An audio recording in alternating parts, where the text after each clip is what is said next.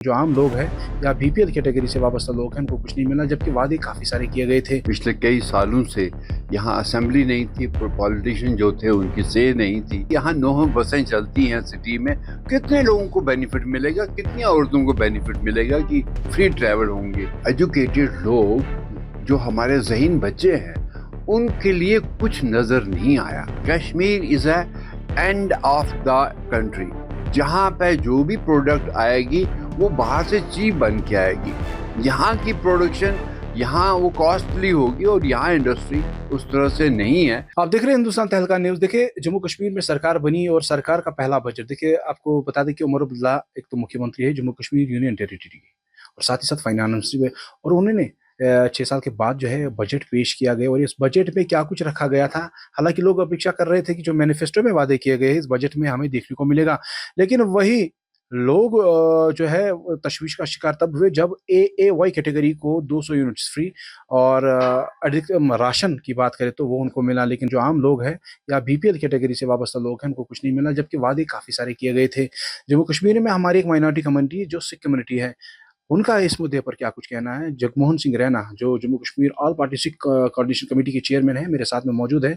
Sir, स्वागत करते हैं हिंदुस्तान तहलका न्यूज़ में। मैं जानना चाहूँगा, जिस प्रकार से उमर अब्दुल्ला ने वादे किए सरकार बनने से पहले, उसमें काफ़ी सारा ज़िक्र किया गया था आवाम के लिए, क्योंकि आप तो आवाम से अलग है ही नहीं। जम्मू कश्मीर में हिंदू, मुस्लिम, सिख सब कम्युनिटीज़ एक साथ रहते हैं और सभी ने जो है वो प्यार दिखाया था नेशनल कॉन्फ्रेंस को। इस बार नेशनल कॉन्फ्रेंस की सरकार फिर से बनी, केंद्र शासित प्रदेश है लेकिन फिर भी सरकार बनी। लेकिन बजट में जिस प्रकार से जो पेश किए गए, जो वादे मैनिफेस्टो में किए गए थे, लेकिन बजट में कुछ और ही देखने को मिला। क्या कुछ कहना चाहिए? देखिए, बहुत देर के बाद एक डेमोक्रेटिक सेटअप जो हमारे कश्मीर में बना, क्योंकि पिछले कई सालों से यहाँ असेंबली नहीं थी, पॉलिटिशियन जो थे उनकी से नहीं थी। ये डायरेक्ट एलजी और गवर्नर की एडमिनिस्ट्रेशन थी जो चल रहा था। सेंटर रूल्ड यूटी बन चुका है। पर ये पहली बार जब ये आए और फाइनेंस मिनिस्टर खुद चीफ मिनिस्टर हैं, तो आई थिंक इनसे एक्सपेक्टेशन बहुत थी। पर जो कुछ इन्होंने किया, मैं नहीं कहूँगा कि कोई बुरा है या वो ज़्यादा अच्छा है।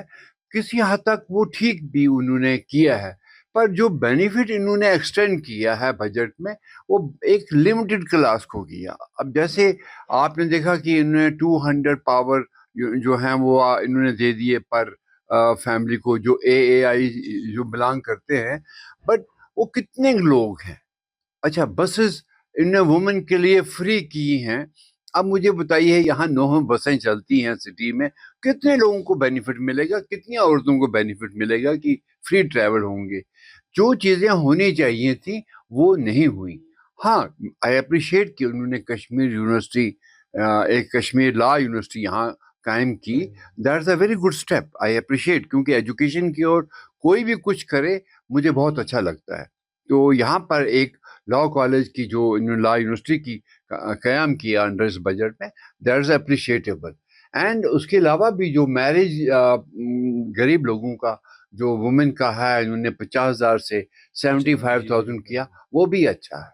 या इन्होंने किसी हद तक वो जो प्रॉपर्टी का ट्रांसफ़र है विद इन फैमिली, उसको इन्होंने फ्री किया। दैट्स वेरी जेन्युइन, क्योंकि आफ्टर फैमिली के अंदर ट्रांसफ़र कर रहे हैं।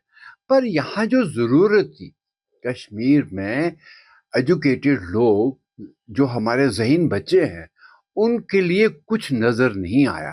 टूरिज्म का किसी हद तक इन्होंने कुछ बजट रखा है, पर मुझे लगा है कि इनको बहुत ज़्यादा बजट जो है इसकी ओर देना चाहिए था, ताकि नए क्लस्टर्स क्रिएट करते, नए मतलब टूरिस्ट रिज़ॉर्ट जो हैं उनको नया क्रिएट करते, वहाँ पर अनएम्प्लॉयमेंट यूथ जो था वहाँ वो एडजस्ट करते। तो मैं कहूँ कि भाई हाँ, यूथ की और इनका अनएम्प्लॉयमेंट को दूर करने का कोई एक रास्ता निकाला। तो इन्होंने इंडस्ट्री की बात की। Kashmir is a end of the country, जहाँ पे जो भी प्रोडक्ट आएगी वो बाहर से चीप बन के आएगी। यहाँ की प्रोडक्शन यहाँ वो कॉस्टली होगी और यहाँ इंडस्ट्री उस तरह से नहीं है। हाँ, यहाँ की इंडस्ट्री फ्रूट बेस है, हॉर्टिकल्चर बेस है। यहाँ की इंडस्ट्री कुछ चीज़ें हैं जो यहाँ के रिसोर्सेज से चल सकती हैं। पर जो दूसरी मैन्युफैक्चरिंग है वो कश्मीर में कभी भी सक्सेसफुल नहीं हुई। जहाँ भी कहीं इंडस्ट्रियल यूनिट बने कश्मीर में, वो टोटली फ्लॉप हुए। समय समय मांगा जा रहा है। उमर अब्दुल्ला हमें कह रहे हैं कि समय दीजिए। देखिए मुद्दे बहुत हैं जो मैनिफेस्टो में भी कहा गया है। सबसे बड़ा मुद्दा डेली वेजर्स का, यहाँ पर एसपीओज काम करते हैं उनका था, बहुत सारे मुद्दे थे। लेकिन अभी कह रहे हैं कि समय चाहिए। अभी 5 साल है हमारे पास, लेकिन समय चाहिए कि शायद अगले बजट में इन चीज़ों को देखा जाएगा। आखिर में जानना चाहूंगा कि कैसे देखते हैं आप चीज़ को, जो वादे किए जा रहे हैं, कि हालांकि अब जो वादे किए जा रहे हैं उन चीज़ों को आप कैसे देखते देखिए, ये सब चीज़ें रिफ्लेक्ट होनी चाहिए थी बजट्स में। मैं आपसे यही कह रहा हूँ ना कि उन्होंने बजट में कुछ बातें ऐसे रखी हैं, कुछ अच्छी बातें की हैं, मैं उसको डिनाई नहीं कहूँगा। बट ओवरऑल जो बेनिफिट हमारे बच्चों के लिए था, अनएम्प्लॉयमेंट के लिए था, ये जो हमारे बच्चे कई हालात में खराब हुए हैं, उनको उनको रीबिल्ड करने के लिए, उनको रिहैबिलिटेट करने के लिए बजट में पैसा होना चाहिए था। ये जेलों में कई लोग बंद हैं जो नाहक बंद हैं, जिनके खिलाफ कोई केस नहीं है, महज इसलिए बंद हैं कि वो डिफरेंट ऐसी पॉलिटिकल पार्टी को बिलोंग करते हैं। बहके लोग, देखिए साहब, कश्मीर में बंदूक किसी की भी आई, हमें बंदूक पर लोगों ने आगे चलाया, लोगों ने घर बंद रखा। ऐसी बहुत सी बातें हैं, बंदूक कुछ भी करवा सकती है। पर नौजवानों को यहाँ पर अपनी जिंदगी और कश्मीर की अपनी इकोनॉमी, उनकी अपनी जो लाइफ है, उसको सेटल करने के लिए बहुत कड़े फैसले लेने होंगे। इन पॉलिटिशियन, जो प्रोफेशनल पॉलिटिशियन है, वो सिर्फ कुर्सी के लिए, क्योंकि मैं आपसे बताऊं, हालांकि मुझे शेख साहब की बड़ी कदर है। शेख साहब का जब अकॉर्ड हुआ इंदिरा गांधी के साथ, बेग पारसा साथी डायलॉग जब हुए, उसके बाद जब रेस्टोर हुआ, शेख साहब ने लाल चौक में एक बहुत बड़ी तकरीर की थी।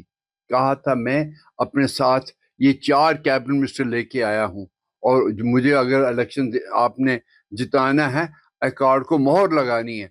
इधर से मोहर लगाई, इधर से चैलेंज किया। देखिए ना, मतलब आप कहीं क्लैरिटी तो पैदा करिए, सियासी क्लैरिटी इन कश्मीर कि साहब आप कहाँ खड़े हैं। आपने अकॉर्ड किया कंट्री के साथ, खड़े रहिए। अगर आपको आज परसों हमारे फॉरेन मिनिस्टर ने, वो एक जर्नलिस्ट था पाकिस्तान का, उसके जवाब में ये कह दिया कि हमारे कश्मीर को चोरी की है, कि भाई हमारे कश्मीर को चोरी किया, हमें उसे वापस लेना है। एंड उमर अब्दुल्ला ने असेंबली में कह दिया, हु स्टॉप्स यू। अब देखिए ना, ऐसी बहकी बहकी बातें जो हैं, सियासी बातें, वो यहाँ के जज्बात को उछालती हैं, वो यहाँ के नौजवान को अलग से सोचने की ओर मजबूर कर रही हैं। तो ये चीज़ें हमें नहीं चाहिए। हमें बताइए कि साहब हमारी इकानमी कहाँ बढ़ेगी, हमारी स्टेट जो है इसमें टूरिज्म कहाँ बढ़ेगा, हमारा हार्टिकल्चर जो जा रहा है ये कहाँ जाएगा, हमारे वाटर रिसोर्सेज जिससे हम साफ पानी पिएंगे भी और दुनिया को भी देंगे, पी क्या रहे हैं, डर्टी वाटर। आज उन्होंने कुछ लेबोरेटरीज इस बजट में रखी हैं।